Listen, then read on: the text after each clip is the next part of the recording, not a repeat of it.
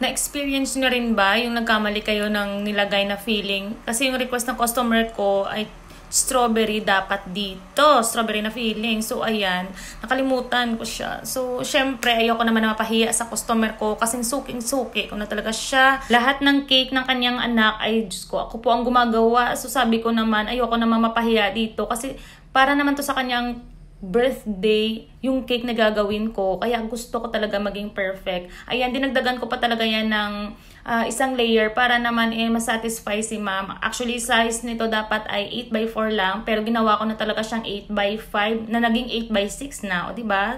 Para maging happy naman yung ating mga suki. Hindi ko na yan tinabasan para naman maging happy talaga ang ating suki na ating celebrant. So, ayan. Gumamit lang ako dito ng gold dust. Nalagyan ko ng gin. Tapos, ayan. Pinitik-pitik ko lang yung brush papunta sa cake natin para maging ganyan yung effect niya. And, syempre, nag-pipe lang ako dito ng mga rose na design ng kanyang cake kasi gusto ni ma'am ay edible lahat ang kanyang cake. So, hindi ako naglagay dito ng artificial flowers.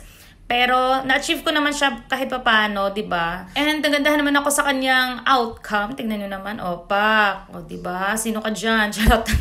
Thank you so much, Madam Ivy, sa pag-order nitong floral cake. Sobrang na-happy ako and si customer ay naging happy din sa kanyang cake. And maraming salamat talaga sa laging pag-trust sa aking mga gawa. Thank you so much, ma'am. And syempre, meron pa tayong isang cake. Kung sensitive ka, ay fast forward mo na lang kasi para to sa mga open-minded. Itong design na to ay para sa mga nag-gym pero may twist. At alam nyo ba na parang gamay ko na talaga yung gumawa ng ganitong topper.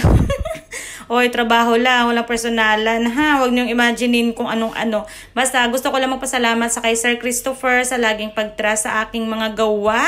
Thank you so much, sir. Move on na nga tayo sa isang cake natin. Ito ay 2-tiered cake, moist chocolate cake yung cake base natin. Tapos, size 8x5 and 6x5. Ang ating cake ay para sa christening cake ito. Isa to sa mga cake na nagawa ko na napaka-simple lang pero napaka-linis dapat yung outcome.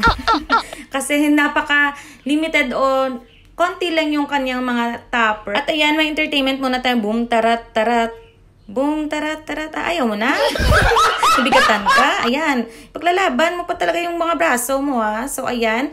After nga natin magpa-cute, ay maglalagay na tayo ng mga printable topper dito na non-edible ito. Yung kanyang design ay parang angkor. Siguro yung tatay nito ay seaman. Charot. Basta, ayan yung kanyang theme kasi. Tapos, konting-konti lang talaga yung mga toppers nito. And ang sa taas ay ginawa ko lang na topper. Ayan, ako din nag-edit, nag-print, and nag-cut out. Siyempre, ako naman lahat. Ano pa ba?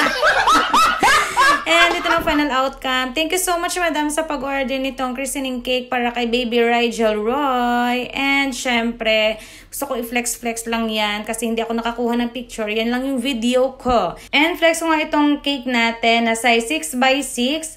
Soft icing, and fondant topper. And ang gamit ko nga pala dyan ay EMF fondant. And kasama niya tong number cake.